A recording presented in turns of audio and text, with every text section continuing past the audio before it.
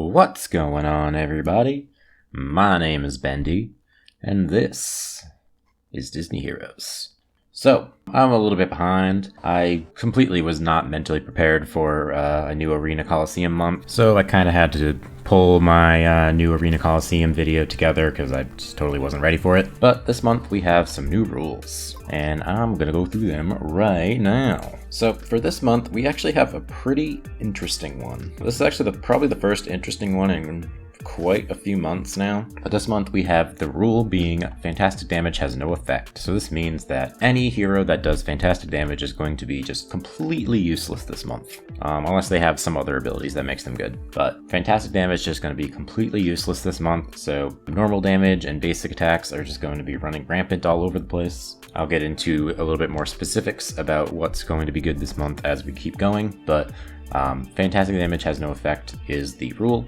And then down here we have the bonuses. We get points for dealing knockbacks, and then we have damage dealt to frozen opponents. Now this is where things get kind of weird with the frozen stuff, because most of the heroes that freeze opponents deal fantastic damage only, really.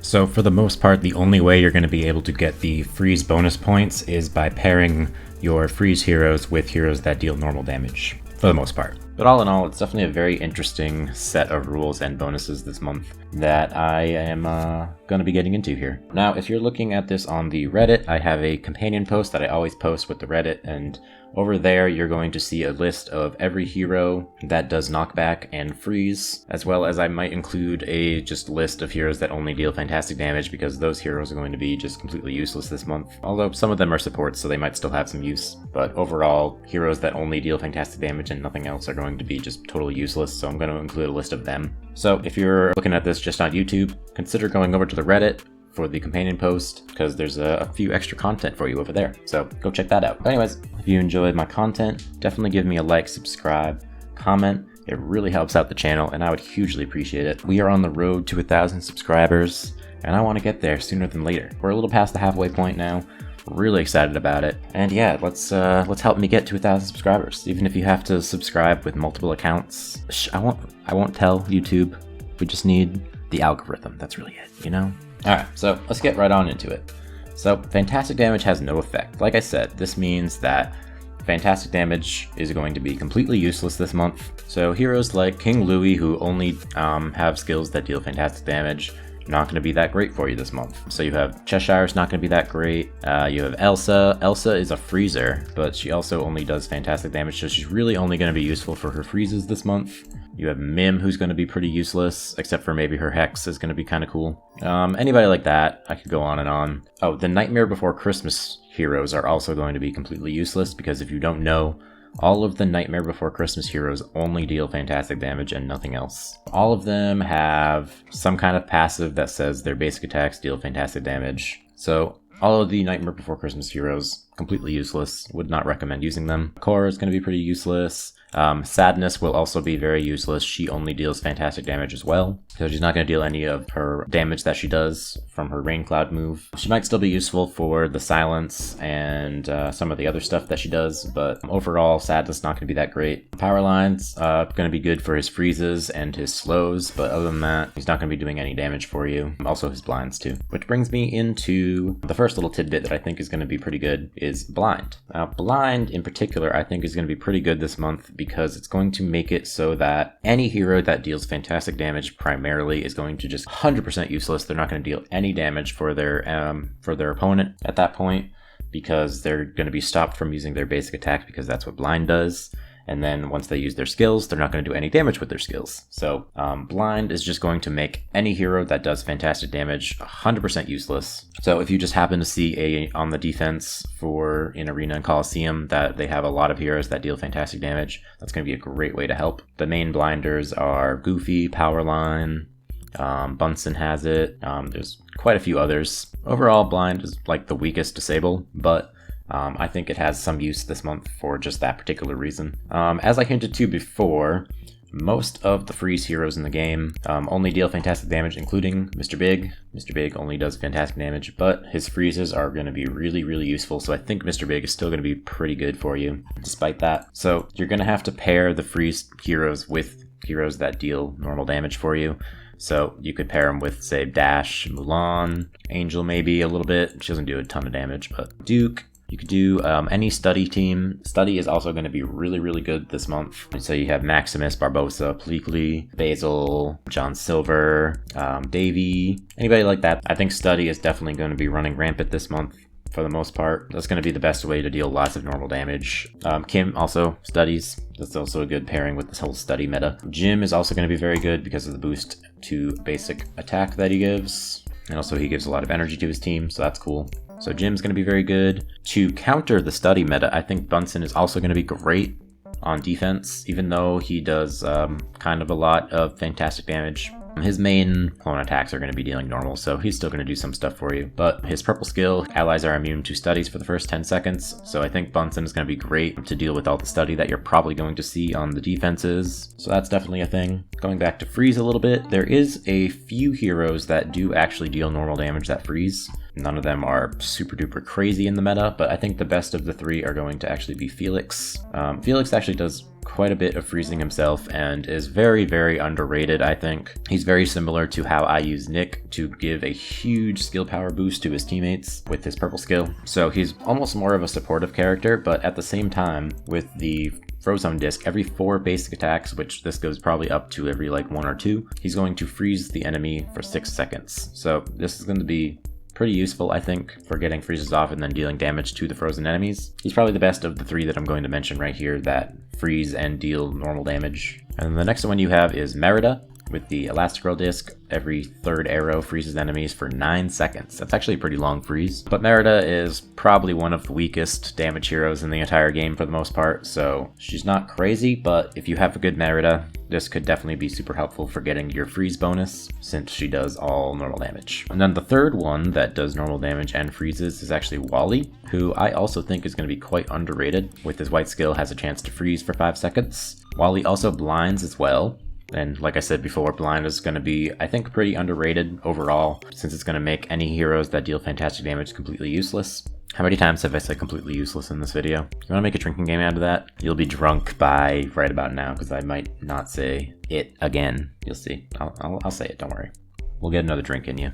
Also, Wally has knockback, and I'm going to get more into knockback in just a second, but knockback, one of the bonus damages. So Wally, I think, is going to be quite underrated because he has quite a few things in his kit that is quite useful for the bonuses and the rules and stuff. So Wally, pretty cool. Defensive heroes that have a lot of armor or give armor to their teammates are going to be super useful as well, just to help against all of the normal damage that you're going to be facing. So you have, say, Timon with his Hakuna Matata. He gives a lot of defense to his team, as well as prevents crits from going off against his team with Hakuna Matata, so that's going to be super useful against the study teams.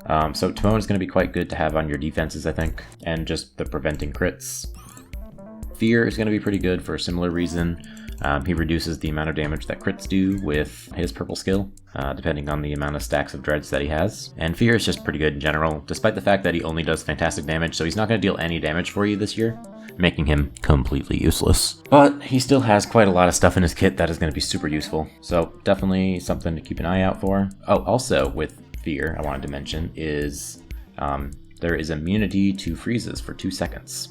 This is only kind of useful against a couple heroes, Baymax, Elsa, and I think there's one other that freezes right at the beginning of the fight. I can't remember who off the top of my head, but that's going to just prevent freezes from going off right at the start of the fight. Another one that does that even better, that same thing, is Kronk. Where you at, Kronk?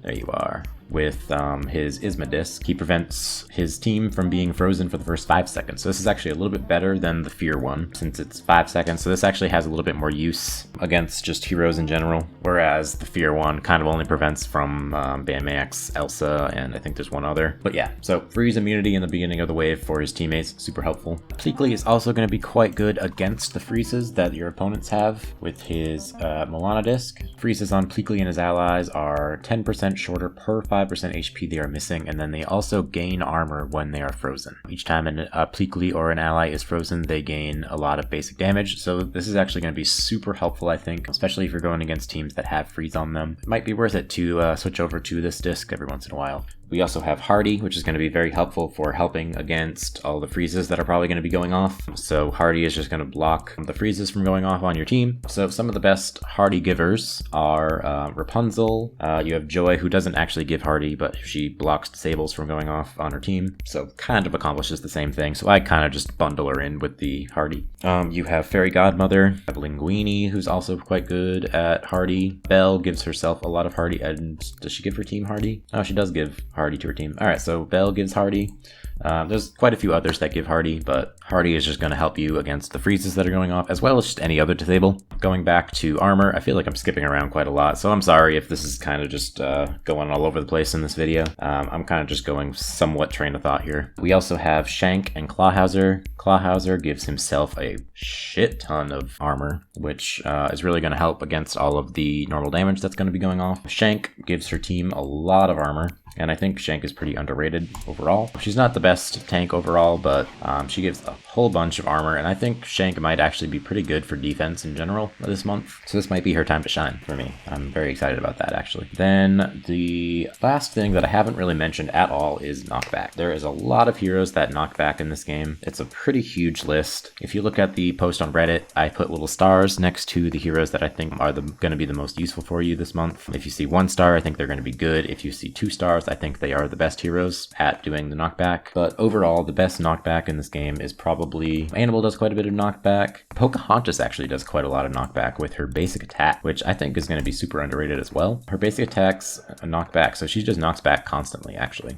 which is kind of interesting. So you could probably get quite a lot of bonus points off of just having Pocahontas on the team. So that's super cool. Duke actually has quite a lot of stun, or knockback, I should say, if you equip the Goofy Disc, and knocks back every single pass of his white skill. So that's also quite cool. The way the knockback bonus points work is you're just going for sheer amounts of knockback. It doesn't have to be like a good knockback. You just want knockback, period. No matter how little or strong or good it is, you just want the number of knockbacks to be high. That's your goal. So you want heroes that deal a lot of knockback.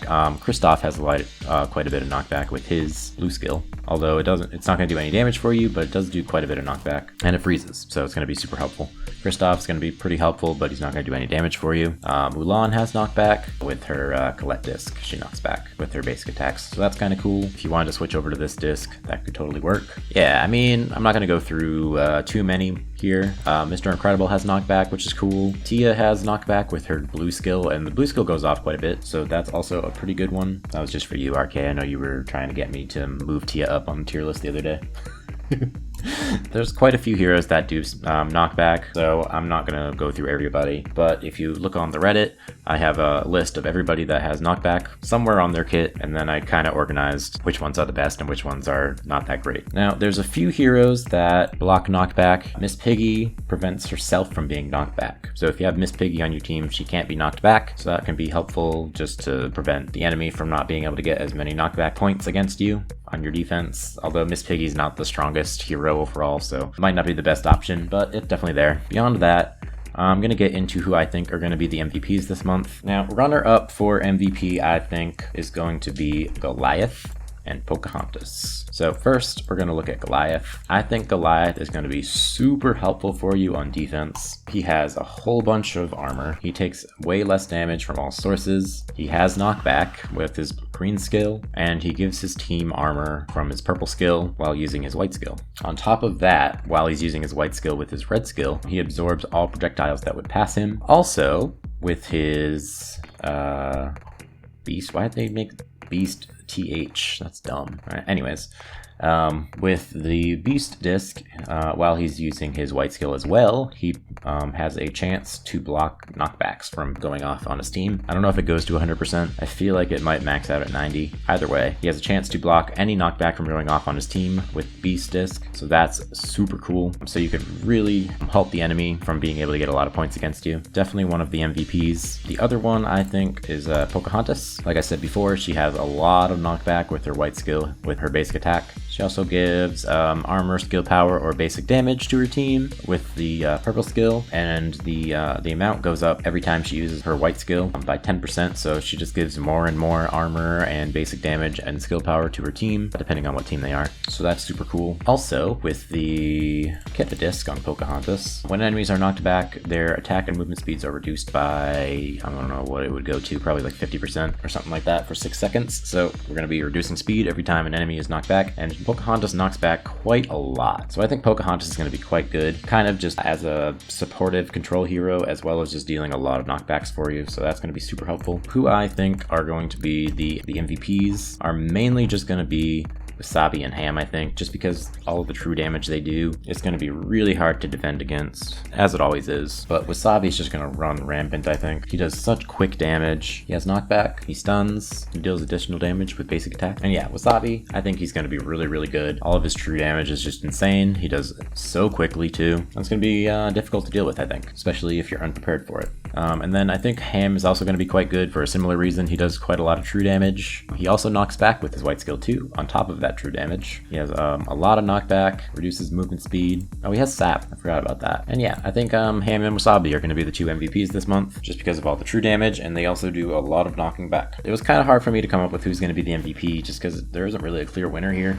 Overall, I think this was going to be a really interesting month. We're losing all of the fantastic heroes, so this is just going to be very different meta, I think, this month, which is fun. We're going to see a lot of study, I think, overall. That's going to be the main thing you'll have to deal with, so you may have to run a lot of, like, Timons on your defenses and fear and anything like that that's going to help against study and just normal damage in general. But yeah, if this helps you guys out with your Arena and Coliseum, definitely let me know in the comments. Do you have any other tips for Arena and Coliseum this month? Definitely throw it down in the comments. I always miss something every single one of these videos, so definitely let me know. I feel like this one was kind of messy the way I organized it, but I just go by train of thought a lot of times while I'm making these videos, so sorry about that if you got kind of confused and thrown off by me going all over the place while I was talking. But anyways, hope you enjoyed this video. Yeah, that's gonna be it.